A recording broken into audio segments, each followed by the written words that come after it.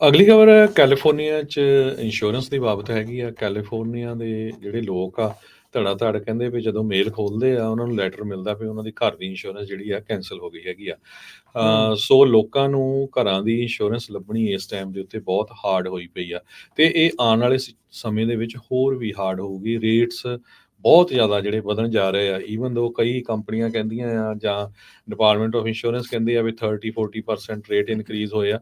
ਜਦ ਕਿ ਇਨਫੈਕਟ ਕਈਆਂ ਦੇ ਡਬਲ ਟ੍ਰਿਪਲ ਤੱਕ ਜਿਹੜੇ ਰੇਟਸ ਆ ਉਹ ਹੋ ਗਏ ਆ ਤੇ ਕਈ ਲੋਕਾਂ ਨੂੰ ਤਾਂ ਇੰਸ਼ੋਰੈਂਸ ਮਿਲ ਨਹੀਂ ਰਹੀ, ਜਿਨ੍ਹਾਂ ਦੇ ਛੋਟੇ ਤੋਂ ਛੋਟੇ ਜਿਹੜੇ ਕਲੇਮ ਵੀ ਹੋਏ ਪਏ ਹੈਗੇ ਆ।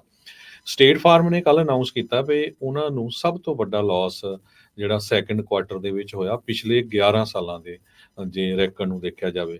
ਸੋ ਸਟੇਟ ਫਾਰਮ ਕੈਲੀਫੋਰਨੀਆ 'ਚ ਸਭ ਤੋਂ ਵੱਡੀ ਕੰਪਨੀ ਆ ਜਿਹੜੀ ਸਭ ਤੋਂ ਜ਼ਿਆਦਾ ਘਰਾਂ ਨੂੰ ਇੰਸ਼ੋਰ ਕਰਦੀ ਆ।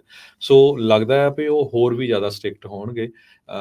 ਇਸੇ ਤਰ੍ਹਾਂ ਅੱਜ NBC ਨੇ ਇੱਕ ਸਟੋਰੀ ਰਨ ਕੀਤੀ ਆ ਵੀ ਕਿਸ ਤਰ੍ਹਾਂ ਓਕਲੈਂਡ ਦੇ ਵਿੱਚ ਇੱਕ ਬੀਬੀ ਜਿਸ ਦਾ ਸੇਫਕੋ ਦੇ ਕੋਲ ਇੰਸ਼ੋਰੈਂਸ ਸੀਗੀ ਪਿਛਲੇ 10 ਸਾਲਾਂ ਤੋਂ, ਤੇ ਉਹ ਕਹਿੰਦੀ ਵੀ ਮੈਂ ਲਗਾਤਾਰ ਪੇਮੈਂਟ ਕਦੇ ਮਿਸ ਨਹੀਂ ਕੀਤੀ, ਕੁਛ ਨਹੀਂ। ਆਲ ਆਫ ਸਡਨ ਉਹਨਾਂ ਦੀ ਚਿੱਠੀ ਆ ਗਈ ਵੀ ਅਸੀਂ ਤੁਹਾਡੀ ਪਾਲਿਸੀ ਕੈਂਸਲ ਕਰ ਰਹੇ ਹੈਗੇ ਆ। ਡਿਪਾਰਟਮੈਂਟ ਆਫ ਇੰਸ਼ੋਰੈਂਸ ਕਹਿੰਦੀ ਆ ਵੀ 12 ਦੇ ਕਰੀਬ ਜਿਹੜੇ ਇੰਸ਼ੋਰੈਂਸ ਕੈਰੀਅਰਸ ਆ ਉਹ ਹੋਮ ਓਨਰਸ ਮਾਰਕੀਟ ਦੇ ਵਿੱਚੋਂ ਨਿਕਲ ਗਏ ਹੈਗੇ ਕੈਲੀਫੋਰਨੀਆ ਦੇ ਵਿੱਚ, ਜਾਂ ਉਹਨਾਂ ਨੇ ਸਟਾਪ ਕਰ ਦਿੱਤਾ ਆ ਸੈੱਲ ਕਰਨਾ। 4,08,000 ਲੋਕ ਇਸ ਵੇਲੇ ਸਟੇਟ ਦਾ ਜਿਹੜਾ ਅਸਾਈਨਡ ਰਿਸਕ ਪਲਾਨ ਆ ਉਹਦੇ ਵਿੱਚ ਜਿਹੜੀ ਉਹਨਾਂ ਨੇ ਪਾਲਿਸੀ ਲਈ ਹੋਈ ਆ। ਹਾਲਾਂਕਿ ਉਹ ਵੀ ਕਹਿ ਰਹੇ ਆ ਵੀ ਉਹ ਵਾਇਬਲ ਹੈ ਨਹੀਂ। ਜੇ ਕਿਤੇ ਮੇਜਰ ਉੱਦਾਂ ਦਾ ਡਿਜ਼ਾਸਟਰ ਆਉਂਦਾ ਹੈਗਾ ਜਿਸ ਤਰ੍ਹਾਂ ਵਾਈਨ ਕਾਉਂਟਰੀ ਨੈਪਾ ਸੈਂਟਾ ਰੋਜ਼ਾ ਦੇ ਵਿੱਚ ਅੱਗਾਂ ਲੱਗੀਆਂ ਸੀਗੀਆਂ ਤੇ ਉਹ ਸਿਚੁਏਸ਼ਨ ਬਹੁਤ ਬੈਡ ਹੋਊਗੀ। ਇੰਸ਼ੋਰੈਂਸ ਕੰਪਨੀਆਂ ਇਹ ਕਹਿੰਦੀਆਂ ਆ ਵੀ ਜੋ ਕਾਸਟ ਆਫ ਕੰਸਟਰਕਸ਼ਨ ਆ ਇੰਨੀ ਜ਼ਿਆਦਾ ਵੱਧ ਗਈ ਆ ਤੇ ਜਿਹੜੇ ਕਲੇਮ ਪਿਛਲੇ ਸਮੇਂ ਦੇ ਦੌਰਾਨ ਹੋਏ ਹੈਗੇ ਆ ਉਹਨਾਂ ਨੂੰ ਹੈਂਡਲ ਕਰਨਾ ਬੜਾ ਕੈਲੀਫੋਰਨੀਆ ਦੇ ਵਿੱਚ ਇਸ ਟਾਈਮ ਔਖਾ ਹੋਇਆ ਪਿਆ ਹੈਗਾ ਆ। ਸੋ ਇੰਸ਼ੋਰੈਂਸ ਜਿਹੜਾ ਕਮਿਸ਼ਨਰ ਦਾ ਆਫਿਸ ਆ ਸੋ ਉਹ ਕੋਸ਼ਿਸ਼ ਤਾਂ ਕਹਿੰਦੇ ਅਸੀਂ ਕਰ ਰਹੇ ਹੈਗੇ ਆ, ਪਰ ਹੁਣ ਜਿਹੜੇ ਇੰਸ਼ੋਰੈਂਸ ਕੰਪਨੀਆਂ ਆ ਉਹਨਾਂ ਨੇ ਵੀ ਉਹਦੇ ਸਿਰ ਦੇ ਉੱਤੇ ਗੋਡਾ ਰੱਖਿਆ ਆ ਵੀ ਸਾਡੇ ਇੰਨੇ ਰੇਟ ਵਧਾ ਦਿਓ ਤਾਂ ਅਸੀਂ ਲਿਖਾਂਗੇ, ਇੰਨੇ ਰੇਟ ਵਧਾ ਦਿਓ ਤਾਂ ਲਿਖਾਂਗੇ। ਹਰ ਰੋਜ਼ ਕੋਈ ਨਾ ਕੋਈ ਕੰਪਨੀ ਦੀ ਜਿਹੜੀ ਨਿਊਜ਼ ਆ ਜਾਂਦੀ ਆ ਵੀ ਅਸੀਂ ਕੈਲੀਫੋਰਨੀਆ 'ਚ ਹੋਮ ਓਨਰਸ ਜਾਂ ਕਮਰਸ਼ੀਅਲ ਇੰਸ਼ੋਰੈਂਸ ਲਿਖਣੀ ਬੰਦ ਕਰ ਰਹੇ ਆ ਤੇ ਬਿਲਕੁਲ। ਜਾਂ ਜਿਹੜੀਆਂ ਸਾਡੇ ਕੋਲ ਹੈਗੀਆਂ ਵੀ ਆ ਉਹ ਵੀ ਕੈਂਸਲ ਕਰ ਰਹੇ ਹੈਗੇ। ਜੀ, ਬਿਲਕੁਲ। ਬਹੁਤ ਵੱਡੀ ਜਿਹੜੀ ਪਰੇਸ਼ਾਨੀ ਦਾ ਸਾਹਮਣਾ ਜਿਹੜਾ ਉਹ ਕਰਨਾ ਪੈ ਰਿਹਾ ਆ। ਜਸਟਿਸ ਡਿਪਾਰਟਮੈਂਟ ਦੇ ਦੁਆਰਾ 3 ਇਰਾਨੀਅਨ ਮੂਲ ਦੇ ਲੋਕਾਂ ਦੇ ਉੱਤੇ ਚਾਰਜਿਸ ਜਿਹੜੇ ਉਹ ਆਇਦ ਕੀਤੇ ਗਏ ਆ, ਦੋਸ਼ ਆਇਦ ਕੀਤੇ ਗਏ ਆ ਟਰੰਪ ਕੈਂਪੇਨ ਨੂੰ ਹੈਕ ਕਰਨ ਦੇ ਮਾਮਲੇ ਦੇ ਵਿੱਚ।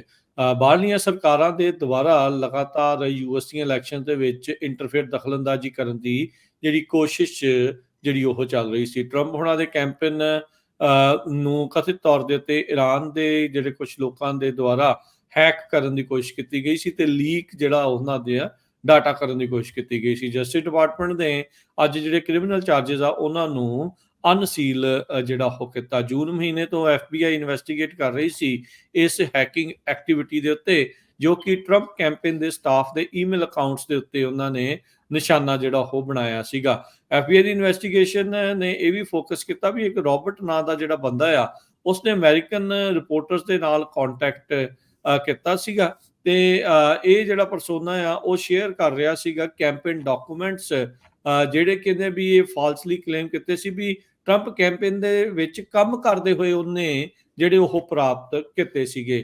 ਇਹ ਤਾਂ ਬਾਅਦ ਚ ਪਤਾ ਲੱਗਾ ਵੀ ਇਹਨਾਂ ਨੇ ਹੈਕਿੰਗ ਕਰਕੇ ਇਹ ਜਿਹੜੀ ਟਰੰਪ ਕੈਂਪੇਨ ਦੇ ਜਿਹੜੇ ਦਸਤਾਵੇਜ਼ ਆ ਉਹ ਰਿਪੋਰਟਰਸ ਨੂੰ ਦੇਣ ਦੀ ਜਿਹੜੀ ਉਹ ਕੋਸ਼ਿਸ਼ ਕੀਤੀ ਸੀ। ਮਸੂਦ ਜਲੀਲੀ, ਸਾਈਦ ਅਲੀ ਤੇ ਯਾਸਰ ਬਲਾਗੀ, ਇਹਨਾਂ ਤਿੰਨਾਂ ਦੇ ਉੱਤੇ ਜਿਹੜੇ ਹੁਣ ਦੋਸ਼ ਆ ਉਹ ਆਇਦ ਕੀਤੇ ਗਏ ਆ ਵੀ ਕਹਿੰਦੇ ਵੀ ਇੰਗੇਜ ਕਰ ਰਹੇ ਸੀਗੇ ਵਾਈਡ ਰੇਂਜਿੰਗ ਹੈਕਿੰਗ ਕੈਂਪੇਨ ਨੂੰ ਕਰੰਟ ਤੇ ਜਿਹੜੇ ਸਾਬਕਾ ਜਿਹੜੇ ਆ ਯੂਐਸ ਅਧਿਕਾਰੀਆਂ ਦੇ ਉੱਤੇ, ਪੋਲੀਟੀਕਲ ਕੈਂਪੇਨਸ ਦੇ ਉੱਤੇ, ਇਥੋਂ ਤੱਕ ਕਿ ਮੀਡੀਆ ਦੇ ਕੁਝ ਲੋਕਾਂ ਦੇ ਵਿੱਚ ਵੀ। ਸੋ